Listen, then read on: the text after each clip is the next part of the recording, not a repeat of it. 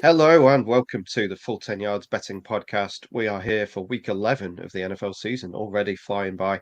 Looking forward to this one. It's some tough spreads this week, but it's some good football games on the horizon. I've got a full house with me today. I've got Callum, I've got Liam, and Jack. Jack is back from his New York trip. How was it, Jack? Great, yeah. It was great to see the future Super Bowl winners, New York Jets at home, beating the Bills. So, yeah, really good city, good game to go to. Was shocked that the Jets won, but yeah, really enjoyable. It looks like you timed it well with thunder, snow, and everything coming to New York State at least this week. It sounds like it was quite warm for you. Yeah, it was 24 degrees actually during the game. I was in shorts, and one of my mates lives there, and he was saying it's like 3 or 4 degrees now this week, so timed it pretty much perfectly. Nice, nice. Yeah, you did well then. Callum, how are you? Yeah, all good, man. Nice to be with you guys as always. Looking forward to a good week where the Dolphins can't possibly lose. So, yeah, undefeated against the bye feels good. Yeah, always good. Obviously, the Bengals had that last week. They're coming back with the scum against them this week. Liam, how are you? Yeah, good. Thanks. Managed to win a best bet thanks to Callum's beautiful advice last weekend's pod. So that was good. And I'm looking forward to watching Ecuador Iran followed by some red zone on Sunday. So should be a fun weekend. Ecuador around. Yeah, it's obviously this weekend, well, the next 4 weeks is going to be a little bit weird one for us over here in the UK, and I suppose the Americans as well. They've got the game against us after Thanksgiving, which will be a nice couple of days for them. Quite looking forward, obviously, and Thanksgiving slate is next week. We will try and get a pod out for the first three games, the Thursday games, but if we can't, then have a look on full10yards.com/betting. I will get a post up there, so there'll at least be some opinion from us. And let's get on with the best bets. I believe, sorry, I think I won last week as well. I think I had the Dolphins, didn't I? And they destroyed the Browns, which was quite satisfying. Jeff Wilson scored again. He's one that I've been looking for in any time touchdown scorers. Annoyingly, I didn't get the yards I needed from someone else, which would have been a nice winner for me. But yeah, Big Jeff scored again and settled in very well there. Sorry. Anyway, back to this week's best bets. Jack, what have we got? I go with the Giants -3 against the Lions. I backed against the Lions last weekend as well. Didn't win. I'm not really sure how. I think the Bears winning by 13 points at one stage last quarter, and I don't know, they just threw the game away. I think the Lions won their Super Bowl last weekend. First away win for Dan Campbell, I think it was, or maybe a second one, but it was a long time since they won an away game anyway. I think Dayball is the real deal. -3, I've taken it all day. I was expecting it to be more like six or seven, especially with the Lions being away. Just expect a massive game for Saquon, and happy to take 3 points for the Giants.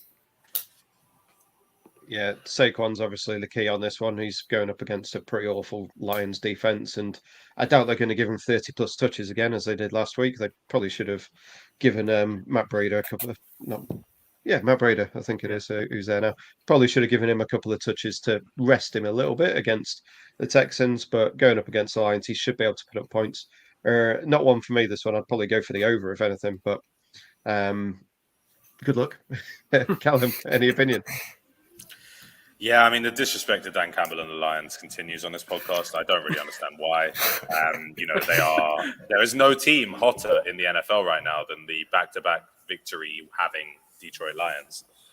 Heading into a big part of their season with the Thanksgiving upset of the Bills coming up next week as well. So, I think I'll be honest with you, as we go through this, you'll hear a pattern that I like a lot of the underdogs this week, and I would love it at +3.5, but I like the Lions at +3. I do also like the over, but again, like this Giants offense is nothing special. Saquon is what he is, but Daniel Jones has flattered to deceive, and I'm still not convinced by their wide receiving core. So if the Lions, and this is a big ask admittedly, but if the Lions can stop the run, the Lions can win this game. I really believe that. So with no disrespect to Jack, I love the man, but I'm on the side this week for sure because I'm riding with the Lions and Dan Campbell. There's just, I hear the point about winning their Super Bowl last week, but I'd actually argue the Super Bowl was the Packers the week before. So if you can win the Super Bowl and then win the next Super Bowl, why not win a third Super Bowl? Yeah, sound like Tom Brady there. Just keep winning Super Bowls. Yeah, I like the over. I'm with Adam. 45, I think, is too low. I think both these defenses are pretty bad, especially against stopping the run. The Giants can't stop the run either. So I think Swift and Jamal Williams will probably have big days. So yeah, I'd go over. Spread, I'd just want 2.5 or 3.5, whichever way I could get it, to be honest. I think it's going to be a relatively close game. But yeah, I like the over.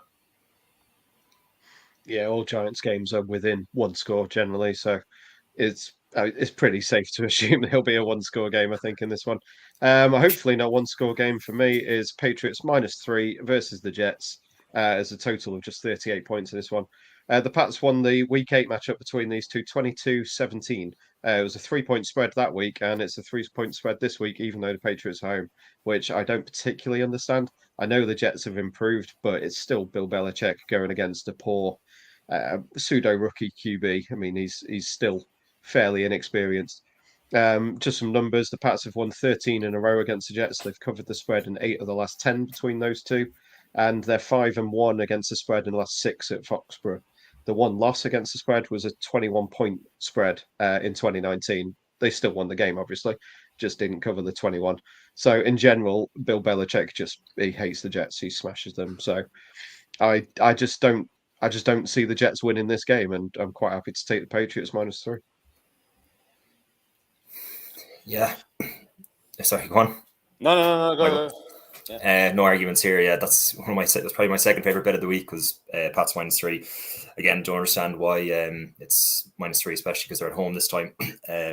I expect Belichick to just have Wilson seeing ghosts for the whole game.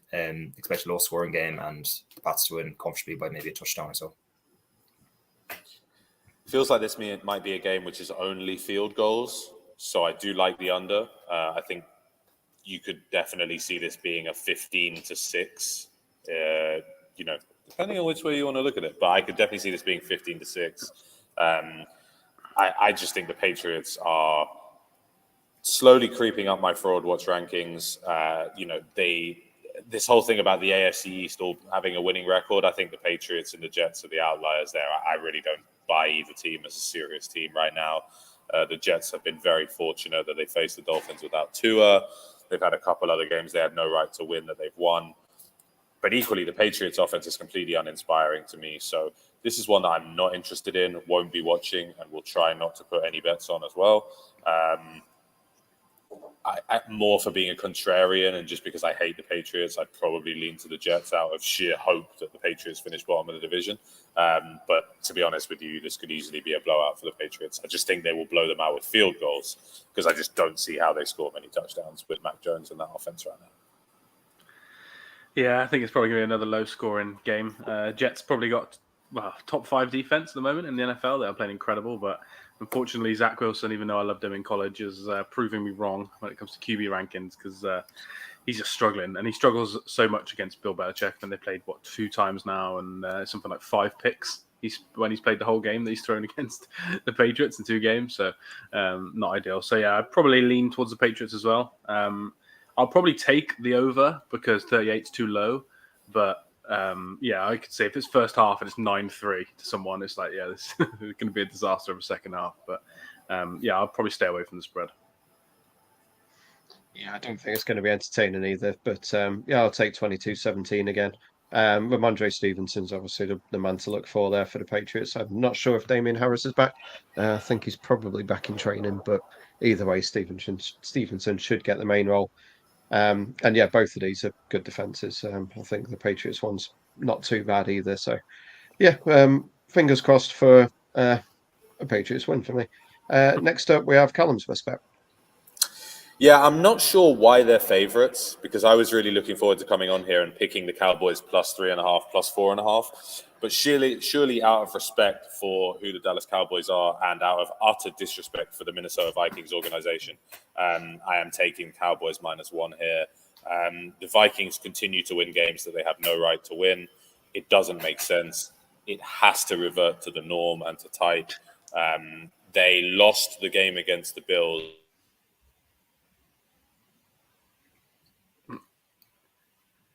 I don't think they did. They may well should have lost the game against the Bills, but they definitely didn't. StreamYard wants to ban the so- Vikings. Dude. Technical issues here for Callum as he's. Oh, sorry. Sorry, No, is that did I go down? we missed I a lot of that then. Okay, well, I'll go back. Sorry. Yes, sorry. Wi-Fi in this place is terrible. My bad. Yeah, Vikings keep managing to win games they have no right to. They lost that game 3 times over against the Bills, and yet still managed to come out with a win. I'm really not sure how. Josh Allen doesn't fumble snaps. That was a fluke. Kirk Cousins didn't get into the end zone, and that should have lost them the game. The fact that Justin Jefferson made a 1 in a billion catch is credit to him. He's a fantastic player. It's also not something you can rely on, and 99% of the time that gets picked. Kirk Cousins has thrown the back-breaking interception that we know, love, and trust him to throw. And yeah, just have to go against the Vikings here. Can't see this team is not a 9-1 team. They're not even a 6-1 team, let alone an 8-1 team. So, I like the Cowboys in what is a topsy-turvy NFC. I like the Cowboys to get back on track and push themselves higher up the NFC playoff rankings. Now, please, everyone else disagree with me. Carry on. Well, I'll start with the over because I think 47.5 is a bit lower than I thought. I thought this was going to be in the 50s, to be honest, this total. So I probably would back over 47.5. Both teams have got good defenses on paper, but neither of them played great at times last week. I think they can both be run on, to be honest. So I think the over is probably my best bet on the game, but I'm obviously going to go with Kirk and the Vikings with a 1.5. It's strange for me when you look last week how much Parsons played linebacker. He didn't rush the passer hardly at all, and I don't understand why they did that.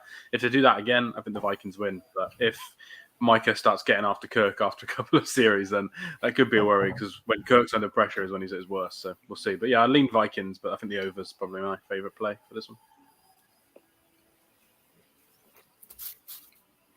I go. Yeah, look, I don't know why it's minus 1.5 as well for the Cowboys. I remember thinking, just said, there was a quarter left. I think it was 27-10, I think, in the Vikings-Bills game, or 27-17, and the Cowboys were winning 28-14. So the complete reverse happened for both teams. I was expecting the Vikings to be favourites here by maybe 1 or 2, and I was going to lump on the Cowboys. I know 1.5 isn't really that much because the chances of them winning by a point is slim. It's just annoying getting obviously 1.5 as opposed to plus 1.5. But the over and under, I don't know. The Vikings are just, every time I watch them, I just don't understand how they keep winning games. They could have lost the Dolphins with Skylar Thompson. Like, I don't know how they're doing what they're doing. If I was to do anything, I'd probably back the Cowboys minus 1.5. But at that spread, I'd probably stay away. But if I was to do anything, it probably would be leaning towards the Cowboys. 2 versus 2 on this one then. Yeah, I'm on Vikings plus 1.5 would be my bet on this one. As Callum was saying about Justin Jefferson last week, 9 of his 10 catches, according to Next Gen Stats, were under 50% completion chance, and he obviously completed all of them, which is just absurd. Kirk Cousins is just going to lob it in that general direction. It's the old meme of Burrow and Chase. So he's down there somewhere. Just put it anywhere near Jefferson, he's going to make that catch, and I think he'll do well against this Cowboys secondary. The Cowboys gave up a 14-point fourth quarter lead for the first time ever last week, which is pretty absurd. Mike McCarthy helping the Packers win a game for the first time in history as well, which is just a crazy stat. But the Vikings have got a decent home field. And I think they're going to keep on scraping these wins. It seems to be what they do. They've got a decent head coach in there now, and he seems to be doing the business for them. So I'm just going to keep on with that. And I think, despite having, I think I wrote this earlier, 256 games fewer in charge of a team, Kevin O'Connell over Mike McCarthy. But I've got to say that I think O'Connell's probably the better coach somehow. So yeah, I'll be going that way. He's turned the close losses they had last season into close wins this year, and it seems to be working. And I don't mind Kirk Cousins, obviously we've said many times. So yeah, Vikings will be my side there, but we'll see what happens. And final best bet of the week is the final game of the week. Yeah, I've gone for over 43.5. This was probably the hardest pick of the week, I'd say. I did like the Giants bet probably a little bit better than this earlier, but yeah, over 43.5. I just think for me, the 49ers offense can be really, really good. We know what Jimmy's like. If he doesn't throw those back-breaking picks, then they're going to score 20 plus points. And we saw last week that the Cardinals, even without their starting quarterback, can score points against an average maybe defense. So I think over 43.5 games in Mexico, which Callum kindly reminded me earlier. Maybe that makes things more weird, but I just think this game's going to be a high scoring game. And if Kyler plays, maybe I feel better about it because he can run all over the defense, but at least Colt McCoy can see over the line of scrimmage. So there's plus and minuses on both sides. But I'll go over 43.5.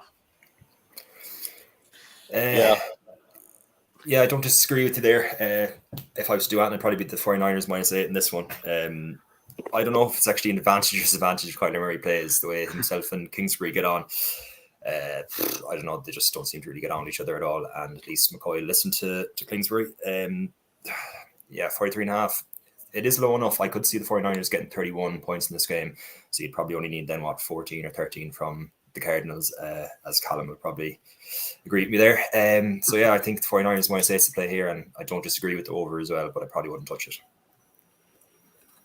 Yeah, it's a difficult one being in Mexico. There's been, I think I said earlier, there was three previous games in Mexico, two to the over, one to the under. Obviously on the totals that they had that week. It's 2,000. It's like 2,000 feet above Mile High in Denver, so it's a tough situation for them all. So you're probably best looking for points in the second half. Well, defenses are getting tired in theory.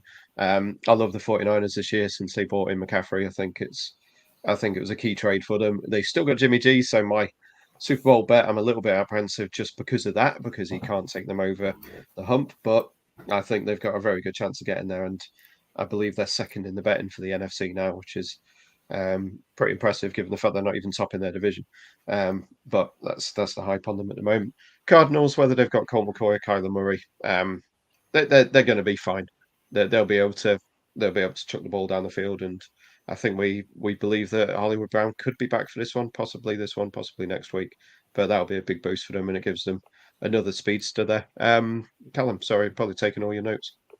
No, first and foremost, just got a notification that both quarterbacks, Kyler Murray and Colt McCoy, were practicing today in Arizona. My inside sources, being Twitter, let me know that. So, if you, depending on how you feel about Kyler and Colt, I know some people last week were suggesting that the Cardinals might be better off with Colt McCoy as the starter. Those people are idiots, but people were saying it, so let's give them credit where it's due.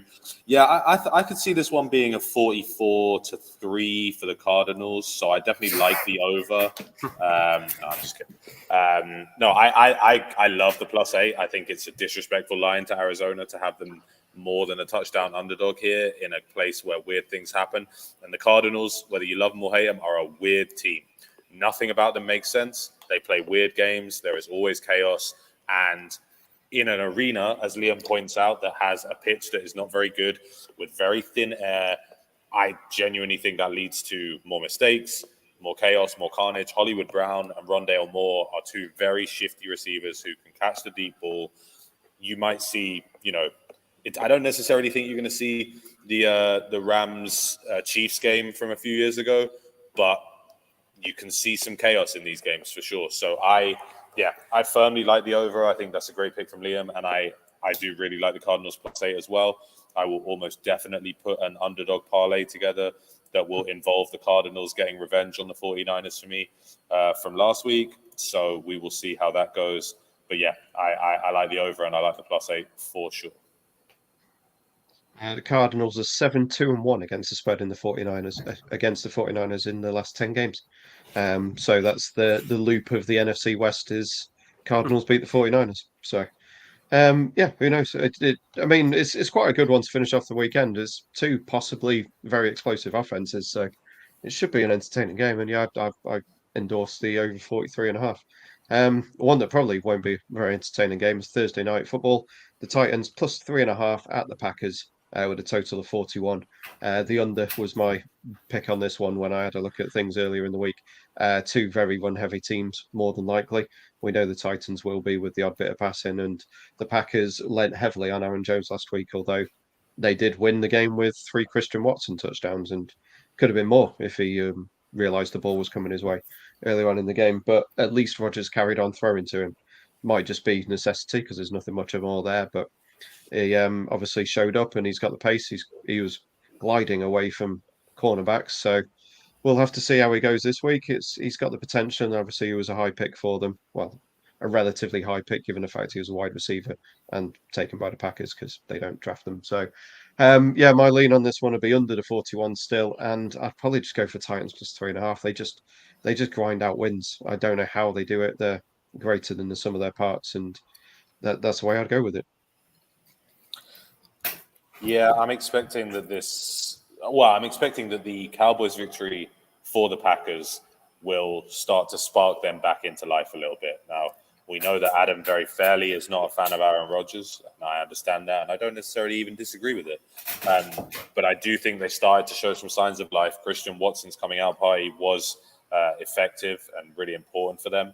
For what it's worth, I'm starting Christian Watson in a number of fantasy leagues this week because I do think the Titans can be got at over the top. Rodgers is going to have to throw because the Titans are going to try and stop Aaron Jones and that fraud AJ Dillon who refuses to find the end zone. So yeah, I actually kind of like the over in this one, which is maybe a silly decision because there could be a lot of running, but I can also see the Titans winning the toss, running it with Derrick Henry right down the Packers' throats for a touchdown on the opening drive, and the Packers just having to throw from behind the entire night. I can definitely see a game script like that working out. This could be a game where Rodgers ends up with finally hitting 300 yards passing and even still losing the game. So it's hard to really take a lean on either side. You probably have to. I'm surprised the Titans are 3.5-point underdogs. I guess they're still respecting the Lambeau Field home field advantage. But I quite like the over in this one. I'd like some entertainment this evening. Yeah, I quite like the over as well. Titans are banged up. They obviously played the most defensive snaps ever against the Chiefs, and they had to play another game like 6.5 days later, and then now they're playing on Thursday Night Football. So I think the over is good just because I think they're going to be tired. I think the Packers' defense is amazing on paper, but awful on the field. So yeah, I think I like the over. If I bet a spread, I'd bet the Titans just because they can stop the run. So if they struggle to rush the passer, at least they can stop the run and stop Dillon and Jones. But for me, I think the best bet is probably over 41. But probably praying for a bit of fun football for once on one of these primetime games on Thursday. I think the opposite. I agree with Adam. I think it'll be a low-scoring game. 41. I know it is low, but I see both teams just rushing the ball more or less the entire game. If I was to do Anthony, I'd probably go back the Titans plus 3.5. But if the handicap was 2.5, I'd back the Packers. I think it's kind of a field goal sort of game. I think Mike Vrabel is probably one of the best head coaches in the NFL. Titans team is not great, and he still somehow manages to get wins. They even nearly bet the Chiefs there. Was it 2 weekends ago? I don't really know how. They lost the game, but it was some performance. The things especially on Sky Bet or on Paddy Power that I like, it's Henry anytime, Rodgers over 225 passing yards, and Packers win. I think it's 9-2. If I was to do Anthony, it'd probably just be a tenner on that and watch the game with my eyes half closed because I expect a low scoring game. Yeah, that's Paddy Power's where I've got my cash at the moment, so that's one I might have a look at. See what happens. Yeah, hopefully entertaining, and it should be indicative of what's to come, and see whether that Christian Watson game was a one-off or not, or whether that is going to be something that will stick. Panthers plus 13 at the Ravens with a total of 41. That's a correlated parlay if we ever saw one. Is the score on this one is I have no idea what the Panthers are. They obviously did well against the Falcons. They did okay last week, I think. I can't even remember who they played this last week. That's where I am with it. But then they got destroyed by the Bengals in the last game they played against an AFC North opposition. Looks like Baker Mayfield's starting this week, so I'm sure Callum will be positive on the Panthers. But yeah, I would, if anything, I'd lean to Panthers getting the points just because it is such a high spread, and that's about it on this game for me. Yeah, it's just too many points to ignore. Basically, I do think the Ravens are a fantastic team, and I think they've got a really easy schedule down the stretch, which I do think is why. Sorry, Adam, I do think the Ravens are going to win the division over the Bengals when it finally gets down to it. The Jamar Chase injury just came at a bad time for Cincinnati, but I wouldn't say I'm confident in the Panthers necessarily winning this game or even being that close. I'm thinking more that they're down by 20 and score a touchdown with a couple seconds to go to make it a 13-point game. The back door is wide open in this one. It would be quite Baker, though, to show up and have a really good game against a former AFC North foe that he really struggled with in Cleveland. You know, it would be quite him, as much as people on this call and many people around the world don't like him. That is the sort of thing that he tends to do, just to kind of stick it to people every now and then he'll go back to not being as successful next week. But I don't think the Panthers can really look at this and expect to win. I slightly like the over, but not enough to really take it. But Panthers plus 13 would be the side I go for. Yeah, I'll probably stay away, I think, probably from this one. I agree. It's probably too many points, but just can't be back in Baker Mayfield against Lamar. So I think I'd probably lean that way. But in real life, I just don't think it's worth the bet. I don't mind the over, but you need the game script to be right. Because if the Ravens start fast and then just run the ball the whole game and Baker has one of those days, you could be behind the script all night. So for me, I think I probably won't bet it, but I'd be leaning Ravens if I had to. This one is a strict stay away from me from every angle. 13's just way too much. 41, you don't know what Panthers is going to show up. And you can't really even back the Ravens to win the game. I think like 1-8. You could probably maybe back them alternative handicap, like minus 6.5 or 7.5. But yeah, no, I'll be staying away from it. And I just expect the Ravens to win fairly handily. Cool. Next game up, Bears +3 again at the Falcons with a total of 49. I think that's the highest on it's the highest on the main slate on Sunday. 49 points. Obviously, the Bears have been the most explosive offense in the league over the last month, which is not something I was expecting. With at the start of the season, I think I tipped up Bears' lowest scoring team, so that isn't looking too great at the moment. Now that Justin Fields has figured out what to do, he's been fantastic and he's been putting up points. But then he throws pick sixes, and the Bears' defense is terrible as well. So I guess if anything, I'd be leaning over to 49 on this one because the Falcons have shown they can put up points, and they don't have the greatest defense either. So could be points on both sides here. Lots of rushing again. The Bears lead the league in rushing this year, and the Falcons have been doing a lot of that with all of their running backs, whether it's Huntley, Patterson, or Tyler Algier. I guess I'd be leaning Bears +3, but the over 49's the bet I would be going for here.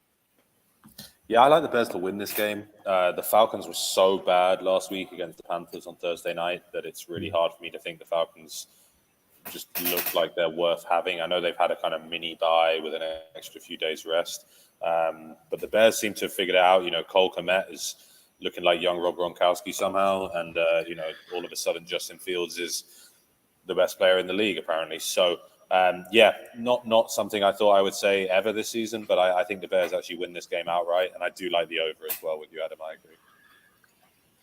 Yeah, I'm on the Bears as well. Surprised that the line is what it is. If they were playing Desmond Ridder, maybe I'd go Falcons, but Mariota is just horrific. So I'll go Fields. I'll go as rushing overs as again. I'll probably just keep doing it until he has a week where he goes under. But yeah, I'm leaning towards the Bears. The overs are a little bit too much for me just because sometimes the Falcons, that offense could just be awful. So I'd probably stay away from the total, but go with Bears +3. I can't back the Bears after last weekend. They're forever on my blacklist, not touching them again. The 49, it is high, but I think the Bears are the first team in NFL to have three games in a row with 29 plus points and lose all three.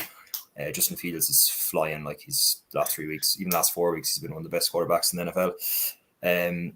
The Bears defense is horrific though, so if I was to do anything, it probably would be the over points, and I won't be touching the Bears or the Falcons because I don't really trust either of them to actually win again. Yeah, I think we're all in fairly well in lockstep there, and I can't argue with you not putting the Bears on. We all have teams on the shit list that we don't want to ever touch again for this week anyway. We'll see what comes forward. One that we're not too sure on at the moment is Browns +8 at the Bills. Total is now 42 because there's snow that would hide me. Expected. Apparently 6 foot worth of snow on the way there. It's probably not going to be during game time, but the NFL are keeping an eye on it, and they could possibly move it. I don't think they will because they don't tend to, but it'll be the Browns getting into Buffalo. I'd imagine will be the issue. So we'll keep an eye on it. But yeah, the total was I think I put it in the group on Monday 44.5. So that's come down during the week with the more the more news that's come out about the snow.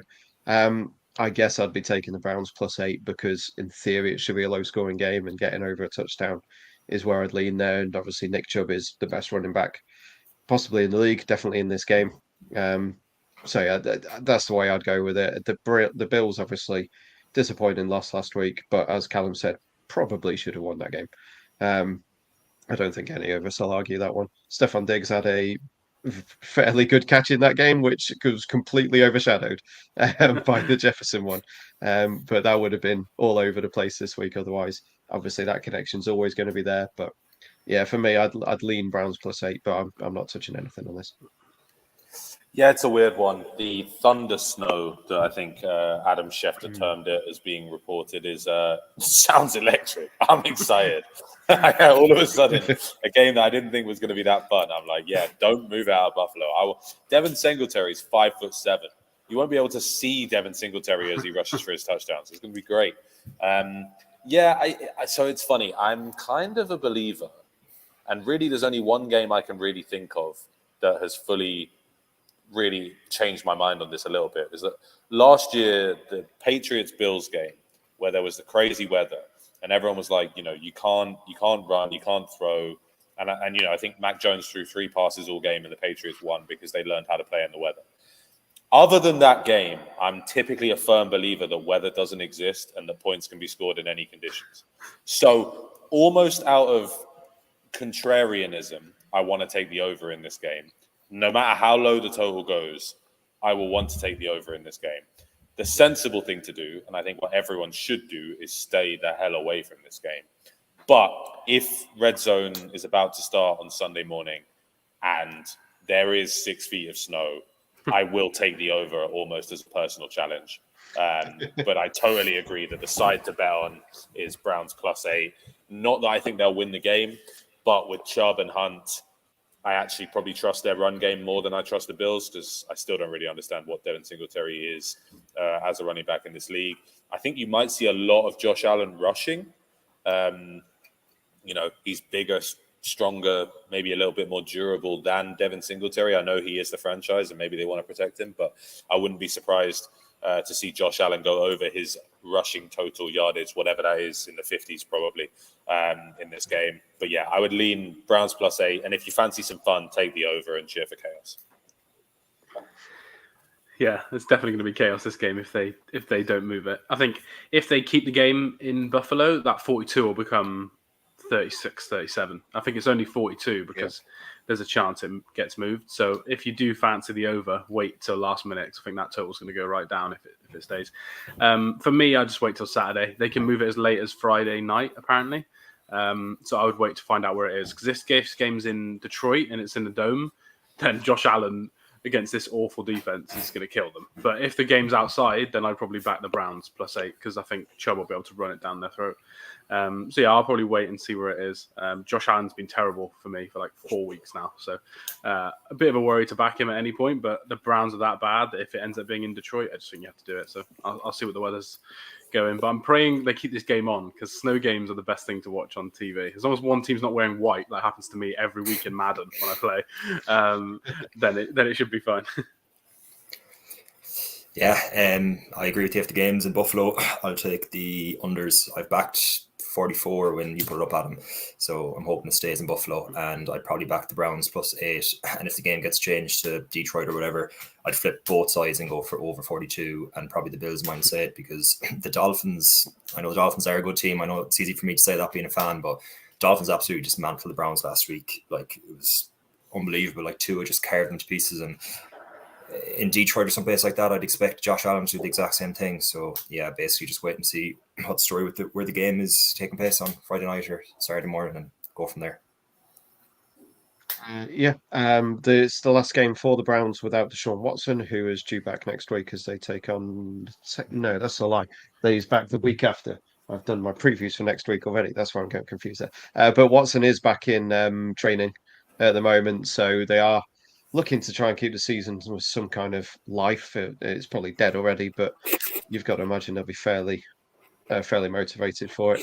The Rams plus 3.5 at the Saints with a total of 39 is the next one up. It looks like Matthew Stafford is going to play. Cooper Kupp is on IR, so he will not. So don't know who he's going to throw the ball to. I guess Higbee and Allen Robinson. I mean, in theory, it might work better for the Rams because he obviously locks in on that one player, and it doesn't help the rest of the team. So, I mean, this could be terrible. The Saints aren't very good either.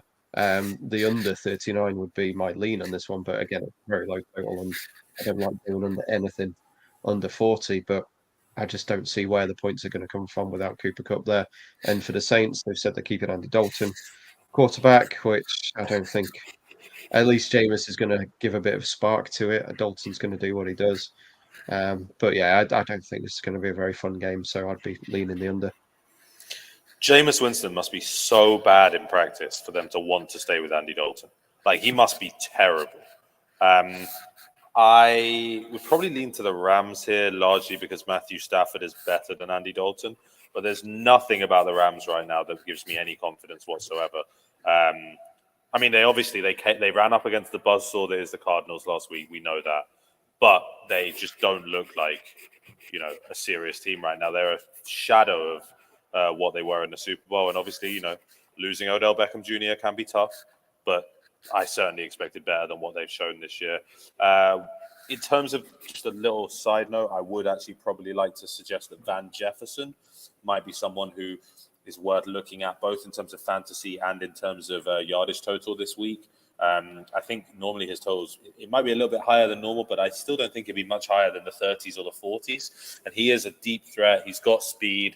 Stafford has hit him for long plays in the past, including a touchdown against Arizona. So, yeah, I think if anyone's going to step up, I can't trust Allen Robinson, but I think Van Jefferson is potentially the guy to look at.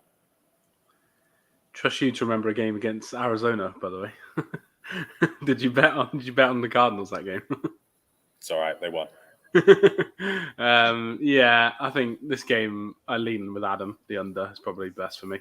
I just don't know what's going to happen without Cooper Kupp in the offense. So yeah, I'd lean under. I won't be touching the Saints. I just think they can be terrible. But yeah, I'm not sure what's going to happen with the Rams offense. They can't run the ball, and the Saints defense is good at stopping the run. So I think they're going to have to throw it, and I'm not sure who's going to throw it to. So yeah, I'd go the under if I had to bet on this game.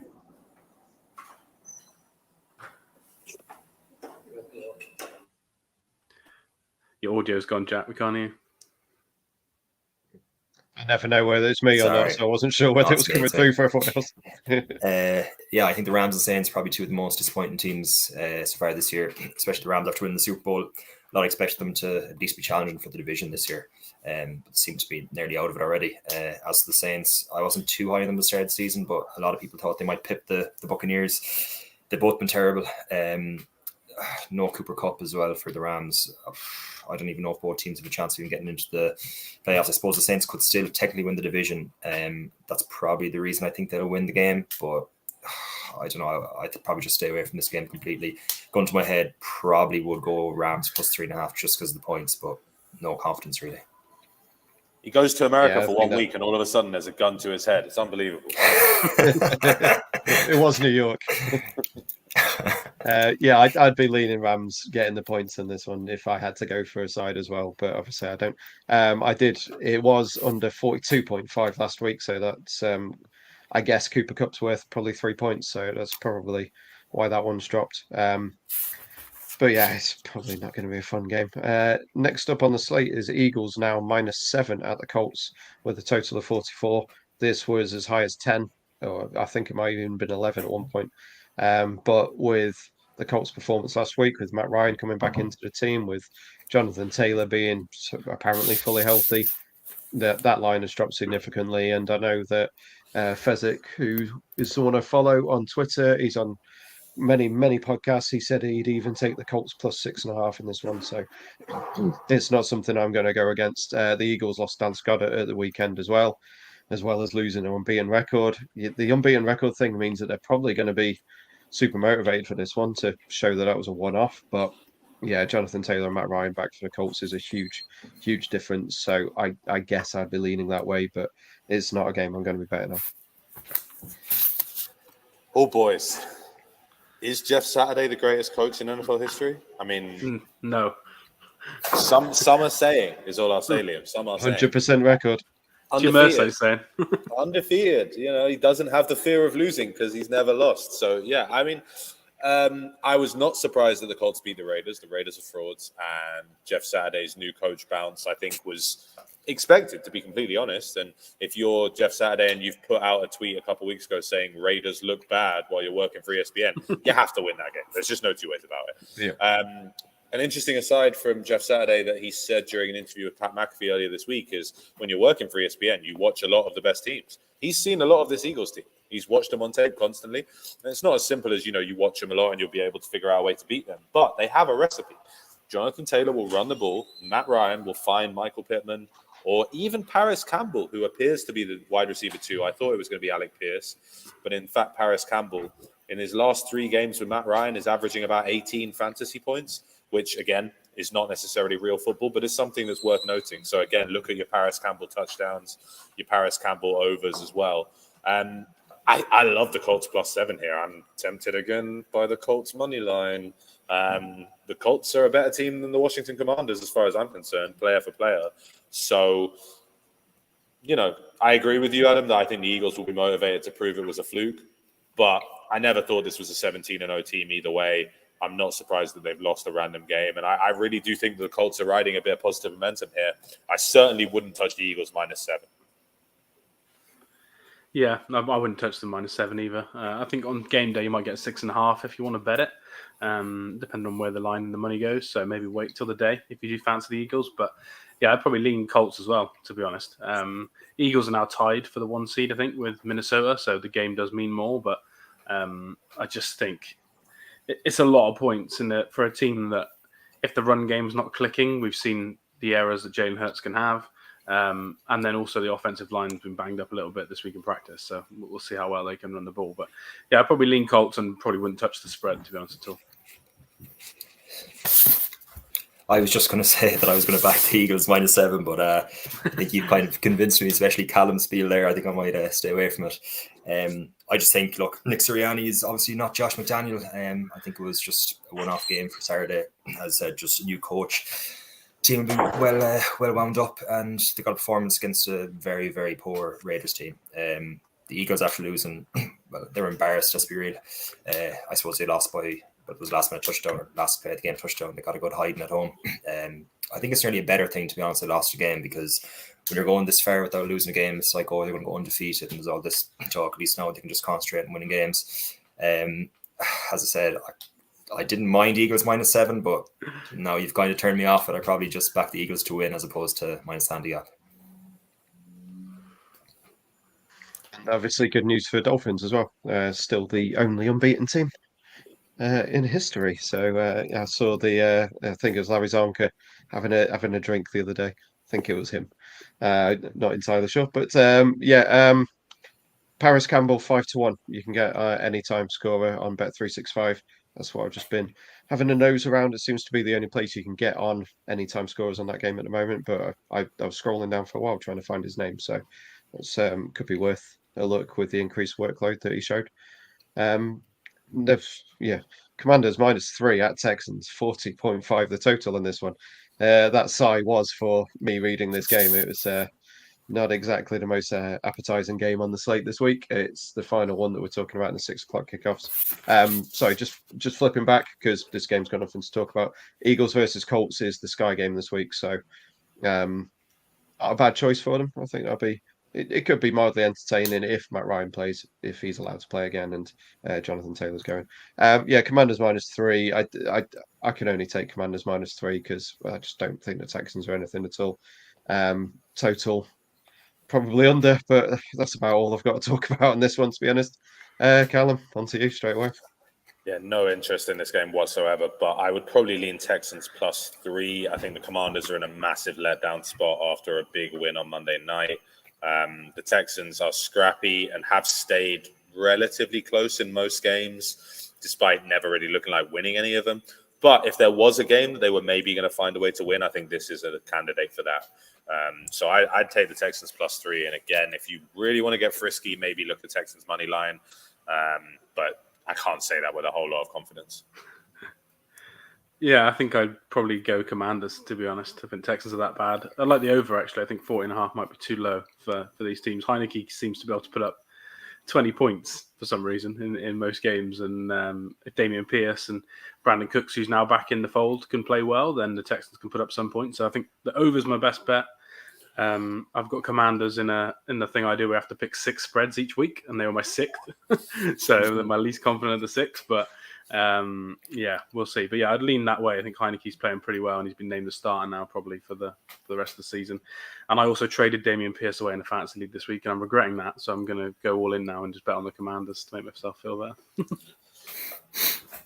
I agree. Yeah, the over 40.5 points. I like that. And look, I can't back the Texans. They're probably the worst team in the NFL. Also, can't back against the Commanders after the drip and the ice that Heineke had on the play in the last day. So, yeah, 3 points. I'd expect the Commanders to win the game. Yeah, look, I won't be watching it. I won't be watching it even if it's a touchdown. But yeah, look, if I was to put a bet in it, it probably would be the overs and the Commanders -3.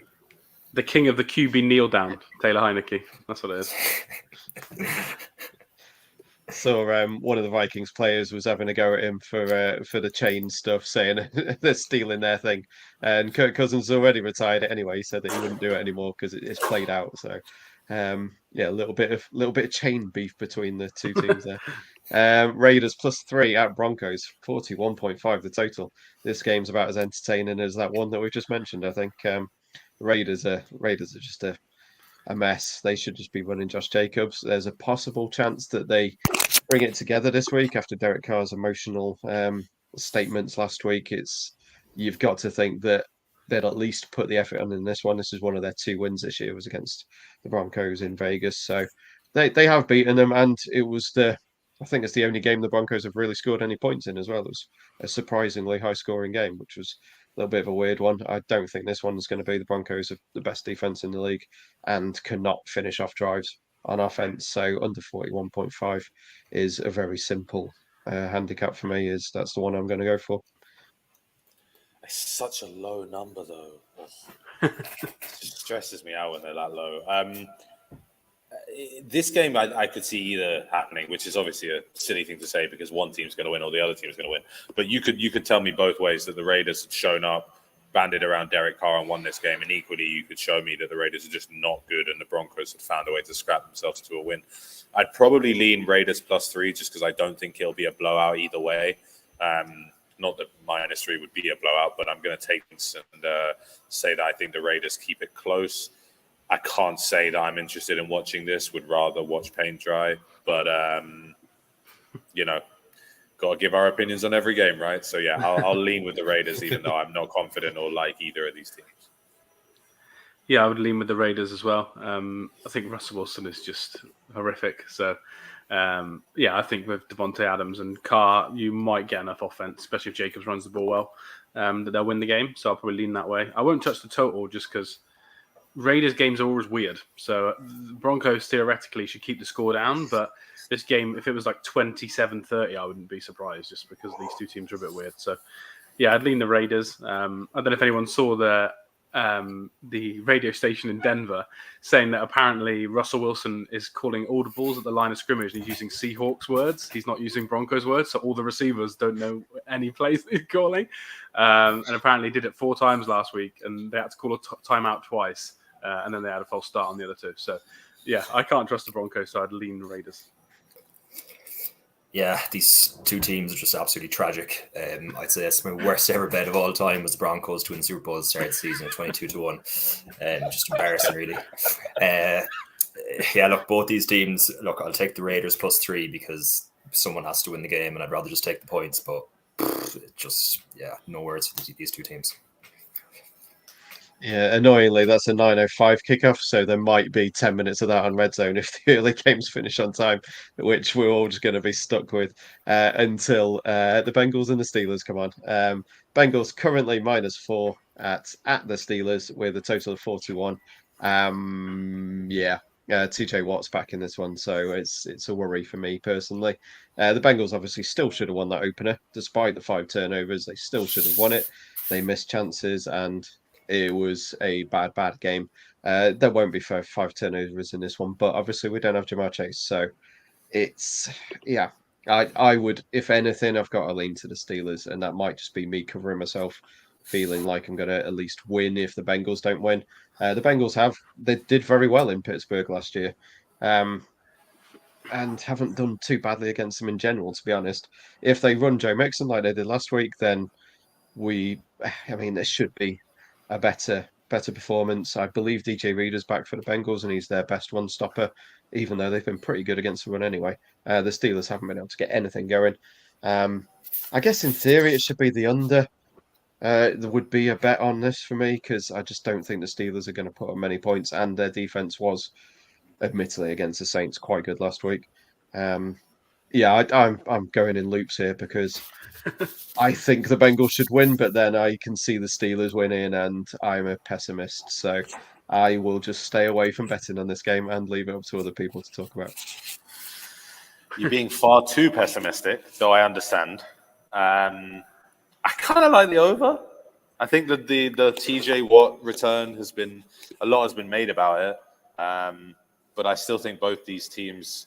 Well, I actually think the Bengals can move the ball a lot more than the Steelers, but these AFC North games are always tight and scrappy, really, or they feel to me like they're always tight and scrappy. So, if you told me it finished 24-21, I don't think that's an outrageous scoreline at all.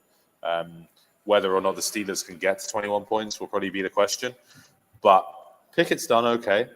He's done okay. And they've got, I think Fryermuth is a great tight end. I think Najee Harris had his best rushing game of the year last week, which they're going to need to lean on for the rest of this season. And yeah, I could see this one being slightly higher scoring than 41 points. Again, if you had to force me to pick a side, I'd maybe take the Steelers in the points. But again, just because I don't think it'd be a blowout. If Jamar Chase was playing, I think I would lean towards the Bengals. But as good as T. Higgins and Tyler Boyd are, they aren't Jamar Chase. So I'll go Steelers plus the points and over 41. Yeah, I think I'd lean probably Bengals, I think. And probably under? the least. No, I don't think I touched the line. I don't think. It's probably the least confident I've heard Adam about a game. Normally you're either like, oh, definitely against the Bengals or definitely for the Bengals, but this is the least I've heard you go. So, yeah, I'd lean Bengals. I'm a known Pickett hater. He's like my cousins, I guess, Callum. So I'm going to lean with that. I just think he's terrible. So I think the offense will be terrible. Najee Harris is one of the worst first-round picks in a long time. So, yeah, I'm going to go Bengals -4. I definitely disagree with you there. I think I'd go Steelers +4. Look, it's a divisional game. Watt's back, no Jamar Chase. I think the Bengals will win the game, but I just think taking points in a divisional matchup like that, Mike Tomlin at home, I think, look, 4 points. If it was 3, I'd probably lean towards the Bengals, kind of that type of game. But 4, I'd probably just have to lean towards the Steelers. And as for the points, I've no lean at all. Yeah, Tomlin is very good as a home underdog. I think he's about 66% plus, so he is decent as a home underdog. Obviously, their record against the Bengals is great, although the Bengals have covered the spread in 3 of the last 4. Admittedly, that doesn't really mean that because it was Big Ben last year, so it's difficult to get any kind of historical stuff on this. Liam, sorry? Yeah, I forgot to mention as well that sacks are a good bet for this game. So you can bet like 4+ sacks, 6+ sacks. The line's aren't up yet, but last time I got 6+ sacks, it was 5-4, and then I think it was 4 Steelers sacks at 7-4, and they both came in. TJ Watt is really good against the Bengals, and Hendrickson's a good pass rusher for the Bengals, and the Steelers' offensive line's awful. So I think if you can find some sack lines on the day, I would just be betting that. You could even bet TJ Watt 2+ sacks. That was 2-1 last time he played. So yeah, I feel like that's probably another way you can bet if you don't fancy either of these teams. Yeah, I definitely wouldn't put you off that. The Bengals' offensive line has been a lot better since the opening game. They seem to have got the communication down a bit. And as I say, if they run Joe Mixon a lot like they did last time they played, obviously a couple of weeks back, then that should negate the pass rush a little bit. But yeah, we'll see. Minka is out for this one, I assume, with his appendix. I know he was at training, but I don't think he was doing much. Obviously, he's just had his appendix removed, so it'd be unlikely. But yeah, it's a bit of a loss for them. So yeah, I'll be looking forward to it. Steelers games are I can't do them. But this one was moved out of prime time. Bengals are in all white, and the Steelers are in all black. So it's a lovely uniform matchup. Yeah, it's a really nice one. And it being moved out of prime time is brilliant for the Bengals because they are awful when the spotlight's on them. So it's a pretty good one. The one that did get flexed into prime time is now the Chiefs -6 at the Chargers with a total of 51. It's difficult to know what's going to happen with the Chargers with Keenan Allen and Mike Williams. I believe they're both at training again. I don't know how active they're in it. It seems more likely Keenan Allen plays than Williams, but I wouldn't be surprised if neither of them go again because the Allen thing's just been frustrating me all year as someone who drafted him in fantasy. All of us did. Yeah, it's been very annoying. The Chiefs obviously showed they can put up points on anyone, and they do it in multiple ways. Is there any news on Juju, Liam? Well, they think he's fine, as in he's been fine, no symptoms, but you still have to go through those 5-6 days, don't you? So I would bet they won't play him because of Andy Reid. And this isn't a dig at the Dolphins, but Reid specifically mentioned that it's not gone well for the NFL this year. So if they can not risk him and just look after his health before playing him, they will. So I would lean that he's probably not going to play, if I had to guess. Okay. So obviously Kadarius Toney showed up last week, and he's been one I look for again. He was 9-2 at one point. He dropped to 7-2 for a touchdown, and obviously twinkle-toed his way along the sideline, completely in like he had half the field to himself, but still did it delicately. But he looked great in the little bits that I saw from that game, and that's what they were expecting when they got him. Obviously, I think I mentioned on here, I was quite a big fan of him. The little bits that he did in the Giants, and being that offense is brilliant for him. So I can't go anywhere other than leaning Chiefs -6. It's a big total, and again, it depends on who the Chargers have playing for them. But you've got to hope for fun in these games. So Chiefs -6 and over 51 would be my leans on this one. I can't bring myself to talk about the Chargers right now because I'm still upset from last Sunday. So Chiefs -6 and the over, lots of points. Let's have some fun on Sunday night. I do like Kadarius Toney a lot, and I do think that is a good shout in terms of yardage and touchdowns, so on and so forth. I think it's really refreshing that they immediately have kind of incorporated him and made a big deal out of it. And shout out to Liam for saying last week that he would get the Mecole Hardman stuff. I started him in fantasy as a result, was very happy about it. So yeah, I'm just going to not touch on the Chargers. I'm going to say Chiefs -6. Give me the over. This game will have points in it. I expect one of Williams or Allen to play, maybe even both, hopefully. So yeah, over. It's a big total, but it's Sunday night, and these are two offensive teams. Yeah, Toney got the second least amount of snaps as well, and that's what he did with that snap count. So if he can get more snaps this week, again, I'm going to back him to score a touchdown. Probably over on his rushing yards if I can find it over here. It's a bit harder to get receiving rushing yards in England, but if you can find it somewhere, I'll do it just because of all the jet sweep stuff. I don't think Mecole Hardman will play for the Chiefs. I don't think Juju will play. I don't think Mike Williams will play, but I think Keenan Allen probably will. So I still think the over is a good bet. I'll probably never say this in any other podcast, but I might look at Kelsey unders because Derwin James is the only player who can guard him and does it really well. So I might look for that. But yeah, I'd lean Chiefs because it's under a touchdown, basically. If this gets to 7, I'll probably go the other way because Herbert's so good. But yeah, under. And I'll probably go over 51 just for fun again, but we'll see. I want to try and enjoy the game, even though I feel like it's going to be hard to enjoy this one. If the Chiefs win, they win the division for me. So it's a big game for both teams. Yeah, looking forward to this game. It's probably one of the best ones of the slate. The Chiefs and Chargers games are usually pretty good. I think the last 4 games have all had 50 or more points. 2 of the best quarterbacks in the AFC, behind 2, of course, but maybe second best and 5th best or whatever. Right. Is audio working? Oh, yeah, sorry. Yeah, so if I was doing in this one, this probably is going to be the game I bet on the most. I'll probably get on Mahomes, maybe throw a touchdown each half. Mahomes maybe over 2.5 touchdowns, over points, and maybe Toney as well at what price? Just say 7. You won't get 7-2 now, but you might get maybe 5-2 or whatever, especially with all the injuries. Or you definitely won't. It's well, you might somewhere else. 365 is the only place you can get him at the moment. It's 5-6. He's odds on to score a touchdown in his second game for the Chiefs. What's Pacheco? He was a little bit higher. I think he was 2-1. You had Kelsey, Eckler, and Toney all at 5-6, which is ridiculous. 11-8 for Pacheco, so not even anything good there. Jeez, that's horrendous. Well, Jack's that's not- only Jack's not 365. That's backing the only that now. place they've got. No, I can't back it at odds on. I'm afraid I can't. But yeah, no, I expect no points in this game. Looking forward to it. Probably one of the best games of the slate. So yeah, that was the final game that we're going to talk about. Has anyone got any props? I've just had a quick scan around. There's not a whole lot available at the moment, so I don't have anything, to be honest. Just the ones I mentioned earlier. Sorry, just the ones I mentioned earlier. Josh Allen rushing yards. I like Paris Campbell receiving yards. A little bit on Tony here and there. Yeah, I like Derek Henry tonight over 20.5 rushing attempts. I think they're just going to run him like hell tonight against that Packers defense. So I quite like that. And then Sky had another bet as well. Derek Henry 100 yards and a TD 7-4. So both of them for Thursday. So nothing there for Sunday. There's no Chiefs lines up. There's no lines in the Rams game up or anything like that at the moment on most places. So yeah, only ones for tonight really.